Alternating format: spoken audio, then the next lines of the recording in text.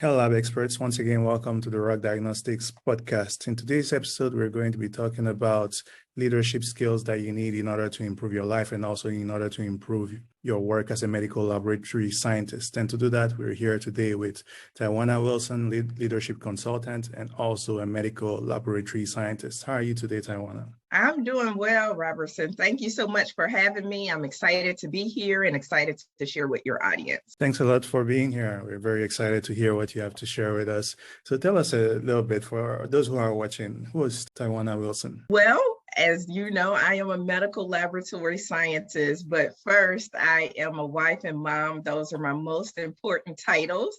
I lead a leadership development company, so I train medical laboratory professionals such as those listening and watching this video today, giving you those leadership, those communication, those soft skills that you can use to excel inside and outside of the laboratory. I have nearly 20 years of medical laboratory experience. So I started off on the front line on the bench, and then I transitioned to leadership within 5 years, which at the time was unheard of.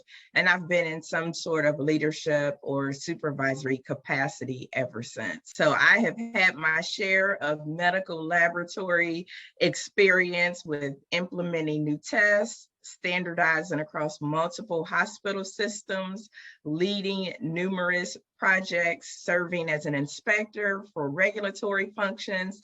So I have done a lot in my career as a medical laboratory scientist. Yeah, I can hear that. And speaking of your experience as a medical laboratory scientist, how did you get into the field? It's funny that you asked that. When I got into this field, I thought I was on my way to dental school, actually. And so I said, I went to college, I was going to dental school, and I said, I need an undergrad major, but I didn't want biology or chemistry, because I said, what happens if I don't go to dental school? I come from a single parent household, first generation college student. And I'm like, okay, I'm not sure who's going to pay for dental school, but that's where I'm going. And then I found medical laboratory science. So like most students or people that's in the medical lab profession, they kind of find it by happenstance. And I looked in the program book and I saw medical laboratory science, and it said that a career in this profession, we help people, right? We help people and not necessarily on the front line. I said, well, let me check that out. And so I talked to the dean of the college, and he was a medical laboratory scientist by background, and he gave it so much praise. I said, well, I think that's what I'm going to do. And I majored in medical laboratory science. I was the last one to receive that degree from Kentucky State University. And I never looked back. I let the dental school dream go because I didn't figure like who was going to pay for that, but I actually fell in love with this profession. And so I've been in it ever since. Yeah, so eventually you just decided to stay within this field. I did. And I tell you, I had some really great advice early on when I was doing my clinicals. I had one of the medical laboratory scientists, her name is Anne. And what she told me while I was going through clinical, she said, with a degree in medical laboratory science, you can do anything. She said, you're not just limited to working in a hospital, working on the bench on first, second, or third shift. She said, you can go and work for industry such as a global research firm. You can work in academia. You can go and work for the instrument vendors. And because I heard that information early on, I knew that there were many routes that I can take. And because of that, I said, well, yeah, I'm going to stick with this. And I've been able to do different things since being in it. Yeah. So you stuck to it. And I guess when you started working in a commercial lab? Yeah, I started working at a hospital laboratory on third shift as a generalist in hematology and chemistry. I didn't do blood bank at the time in my first role, but I took the traditional route of working on the bench in a traditional hospital setting. Now you say you got to leadership within 5 years. What happened there? What did they see? What made them say, okay, she can help us? Well, I have always been one of those type of people that's a go-getter. I knew early on coming up as a young girl that I would have a voice that would change the world. Now, I didn't know what that would look like, but I knew that I would have a voice that would change the world. And so what I would do is I was always very active in my community. And so I would take on community projects. So even though I was working and doing the things on my job, I was leading committees outside of work. So I was gaining those technical skills at the same rate as my leadership skills.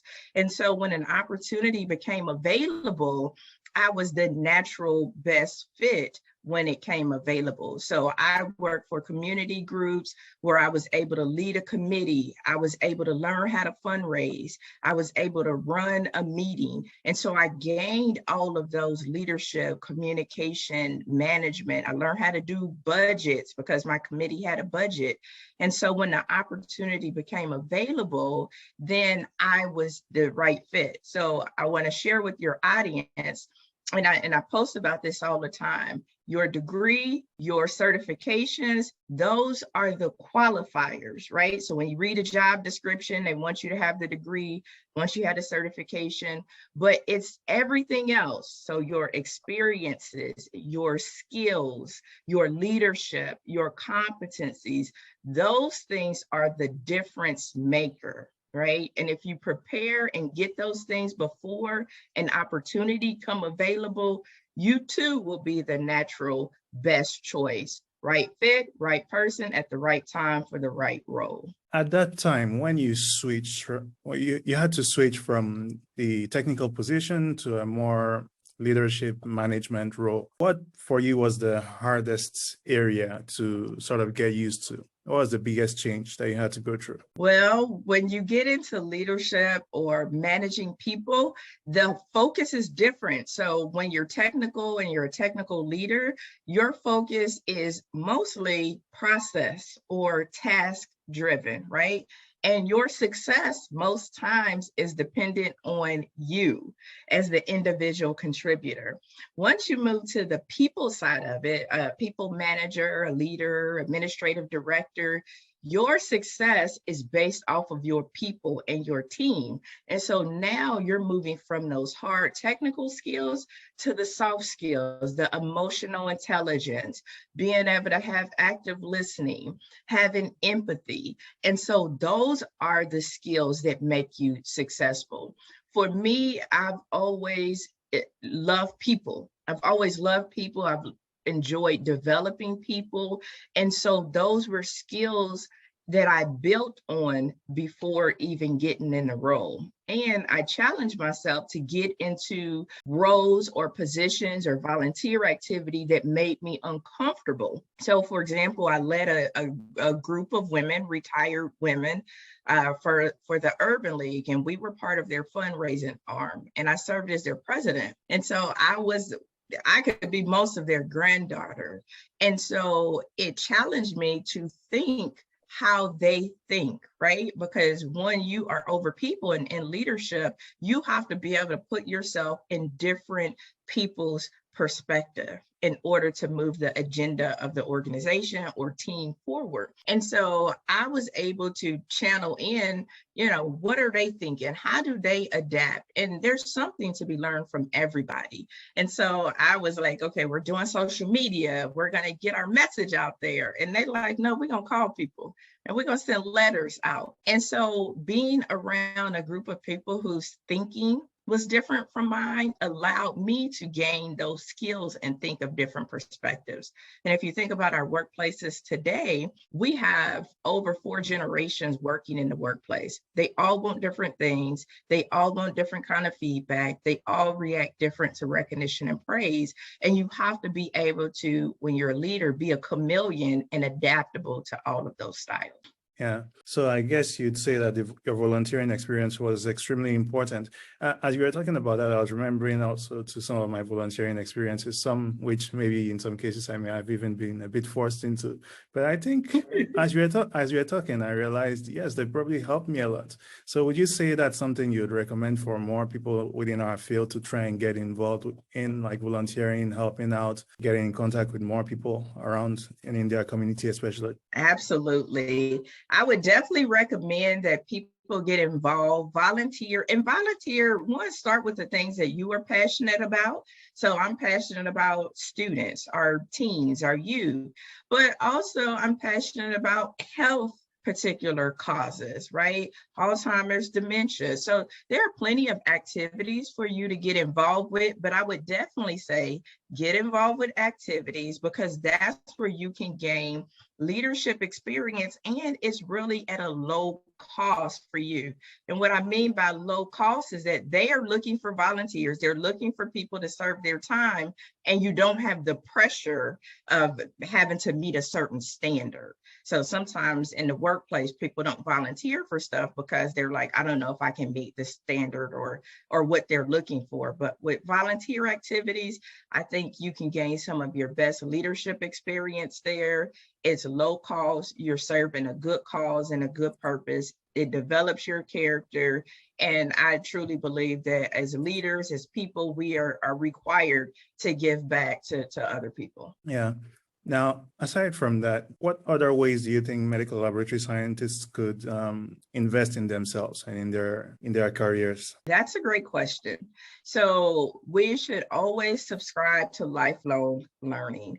I read a study one time, and I'm not exactly sure where the study came from, but it said that most people don't invest in their learning outside of a formal education, meaning a college degree or certification, something like that. But there are plenty of ways to invest in yourself, whether that's reading books. So there's plenty of books out there that you can read, audio books that you can listen to around your career, around leadership, around personal growth. If you're thinking personal growth, one of my favorites to get started with is John Maxwell's 15 Invaluable Laws of Growth. That's a great personal growth book to get started with. So you could do that. You could listen to podcasts or watch podcasts if it's a video version. There you get quick bits of information so that you can take a few nuggets and apply. So you're here today. This is a great start to get you some nuggets of wisdom. So podcasts are great. Having mentors are great. A mentor is a non-negotiable. You really need to be able to leverage the experience of somebody else. That's how you fast track your success. Now, I have had plenty of mentors in my life, professional and personal mentors. And I'm telling you, it is really what has helped take me to the next level. Also, being involved on social media, believe it or not, social media is a good thing. And you can find experts on social media, depending on what you're interested in. So getting involved in master classes, masterminds, and small group training and coaching programs are very helpful to get targeted information to take you to the next step. And also, of course, webinars and all kind of online classes. But what I say is the difference maker, especially if you're getting information that's one way, a book, a podcast, online webinar, is to involve yourself in activities such as group coaching programs or master classes that allows you to be able to ask questions to the expert.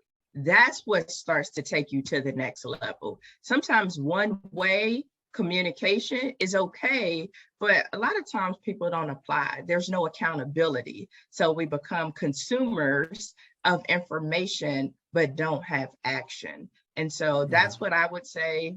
All of those routes are great routes. The most important thing is that you apply the information that you get, even if it's just 1 or 2 nuggets. Hide the information that you get and diversify your information. So as a Yeah. medical laboratory scientist, don't just get technical information and medical laboratory information. What has made the difference for me is I've learned how to build websites. I've learned how to do computer programming. I've learned how to do technical writing. I've learned copywriting. It has nothing to do with the medical laboratory, but it has helped me understand how people think. It has helped me understand how to influence people in decision making. So I would say, make sure that you are involved in things that are not just your trade or your expertise by background. Yeah, I think, yeah, what you said is extremely important. I think maybe one of the issues is in our universities or even while we're growing up, the idea we have when we get in there is that everything we are ever going to need is going to be taught to us within those courses. And so once we are out, we don't really necessarily think about going in this direction or that direction, learning this new thing or that new thing. We think what we had learned is what we are supposed to be using for the rest of the time that we have, aside from what we learn on the job. And even in some cases, when we go and get these courses, we don't necessarily apply them later because we think, okay, I was there, I sat down, I listened to it. And so magically it's going to transpire through everything I do, but usually that's not what happens. 1 year or 2 years later, you realize you don't even remember what it is you did within that course because you never applied it. And so, yeah, I think it's extremely important to do that and always try to apply whatever you learn and listen to podcasts, of course, big one. So when it comes to personal lives, there are medical lab scientists that are always, well, I wouldn't say complaining because they are used to it, but used to the fact that when you're in the medical lab, you may have lots of situations where maybe it's holidays and then you can go to your family or you can be with them, or you have night shifts.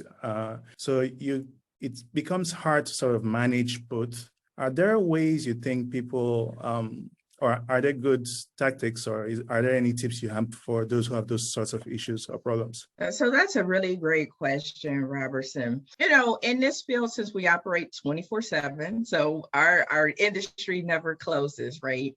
But what I challenge people to do is figure out what's important to you. So I always talk about developing your career roadmap and what's important to you, and understand that it will change at different times of your life, right? And so sometimes sacrifices have to be made as well. And so sometimes people say, well, I want the money. Well, if you want the money, sometimes that means working on the night shift. That could be working every other weekend. That could be working holidays and being away from your family. So you have to figure out what's important for you at the time, if you need day shift or, need to be off on the weekends, and start mapping out what opportunities align with your vision for your personal life and for you at that stage.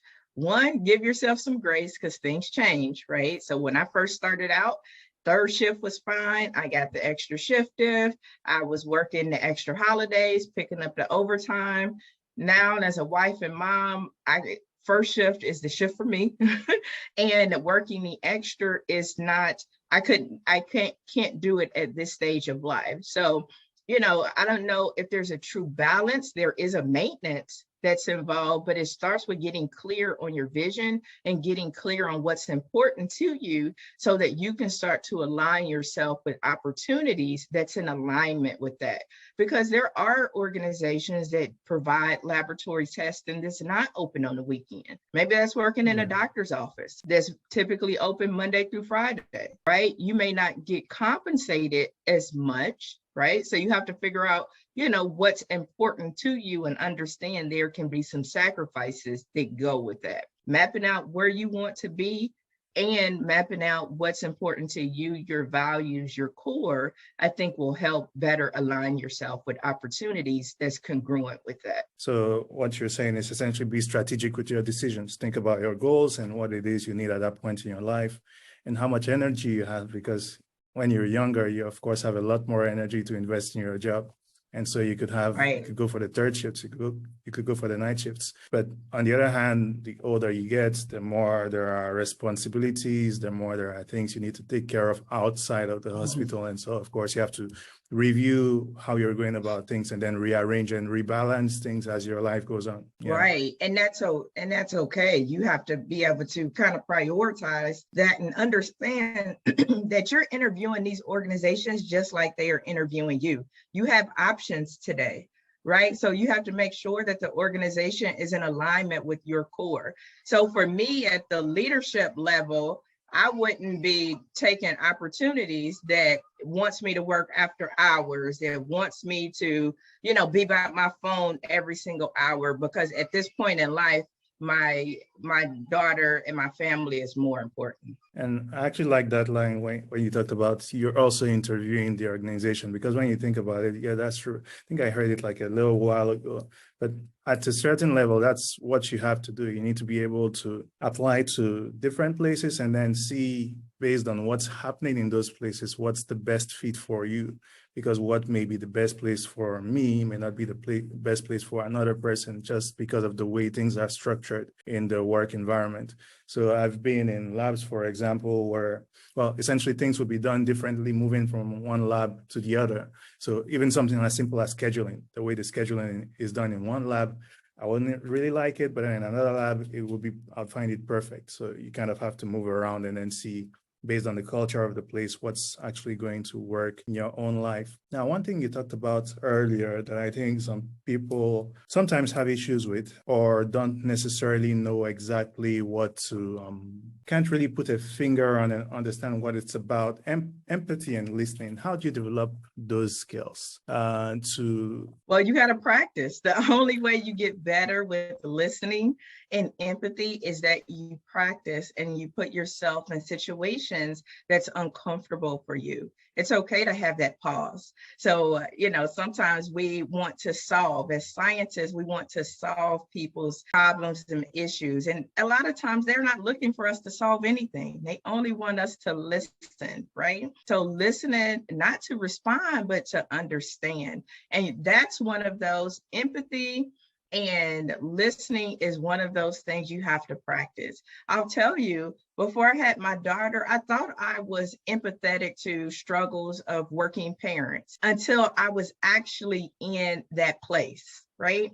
And so I could be as empathetic as I could without that experience.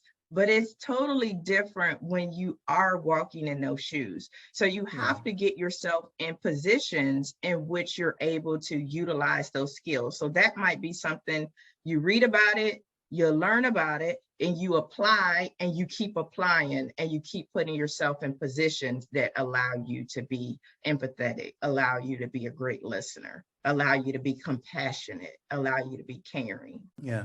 So, yeah, becoming a parent helped you with that. Now, you've said this already twice. You said it's important to put yourself in situations that are uncomfortable and that they allow you to grow. Can you share with us any ones, like in your case, that's situations that were uncomfortable, but then allowed you to get out of there better than you were before? Absolutely. So there are times when I'm in groups in which I am part of the majority. So I am in a sorority. It's a global sorority, and most of the women look like me, and they are educated and think like me. So that's a situation in which I am in the majority, right? And so I am comfortable in that space. But in the laboratory and leadership, and really in healthcare, most of the time, the people at the director level and above do not look like me and do not have the same life experiences as me. And so I constantly put myself in situations in which, one, I am in the minority of the thinking, of the experiences, right? And so when I grew up, there was a time that I and my mom were in a homeless shelter, right? And so that at that time, I had that opportunity. And so now when I'm in situations and we're talking about indigent care and we're talking about people that have less than, I had that experience previously. So I know what that feels like, right? And so putting myself, when I'm in a situation now and I have a house, right? I have, the means to live and not depend on others, but putting yourself in situations in which you are the minority, not just in the way that you look, but in the way that you think, in the education that you have. I'm also in groups where people have more education than me, right? So I'm learning from them. And so getting yourself in positions in which you're not always around people who think like you, who look like you, who act like you. That's the only way that you really start to think different and be different, is if you're in that, situation where you're different. And that's why I talk about volunteering. Some of the causes that I work with, those people don't look like me either and don't think like me and didn't come from the same background as me. But it allows me to learn so much about, okay, I didn't think about it from that perspective. Or, you know what, that's a great idea. And so when people want to challenge themselves, that's why I love the community. I love volunteering, because it's a great way to get exposure. If you don't have kids, go volunteer with a school, right? Now you're starting to think differently, because that's not your normal environment. If you are not experienced with communicating with people that are much older than you, but you want to be able to influence and adapt, just say, people that are retired or what would be considered elderly, then go volunteer for groups that affect that population. And that's how you begin to start thinking different and making your experiences diverse. All right, I see. So always make sure that you get into situations where you're meeting new kinds of people that are thinking differently from you, because that's going to help you, of course, expand your perspectives, expand your knowledge, and also expand the way you see things around you. Absolutely, because you don't learn that in a book, right? Yeah. You don't learn people's experiences in a book, right? You don't learn that necessarily from sitting in a classroom. You learn that from talking with other people, from being in environments with other people, from being at dinner tables with other people that look different from you, act different from you, have differences in environments. One thing here in the States, we have a lot of people that are in the military. And so when you have people in your laboratory that have traveled all around the world, it's always interesting to hear some of their perspectives, especially if you've been at your laboratory for your whole career. You think the way that you do things in your lab is the only way, until you have somebody that's been in the military and lived in different countries, been in different parts of the area. And now with our huge population of traveling medical laboratory professionals, you're starting to see people that are different, and they have been in different labs, that have been at different places of their operation, meaning that some labs have been stagnant, some labs have implemented a lot of new technology and processes. There's a lot to be learned from the experience of others as well. Yeah, and as you're talking about that, I was thinking about the difference, for example, out here between what you see being done in medical laboratories in other countries and what's being done in your country. Sometimes you realize that, for example, down here, things that are being done maybe differently because there are problems along the way. And so the processes have to be changed. You have to think about things creatively in order to solve your problems. And so it's also helpful to even do a bit of research online already. Even through that, you kind of get a general idea of what's different and what's happening differently in other places. Right. Yeah. The technology is different, and what may be plaguing that community could be different than from what's happening in your particular area. I'm in Ohio, USA, which is the Midwest, and what's happening here in Ohio could be very different than what's happening on the West Coast in California, or on the East Coast in New York. So I think that's why it's important to get the experiences too from other people, even if you're not able to get into those experiences yourself. So tell us, is there anything particularly important you'd really like to share with the audience today, aside from what we've been talking about? Absolutely. So as medical laboratory professionals, the single most important thing that I can tell you to do is to invest in yourself, invest in your growth. Think about your growth and the investment in yourself like investing in the stock market, right?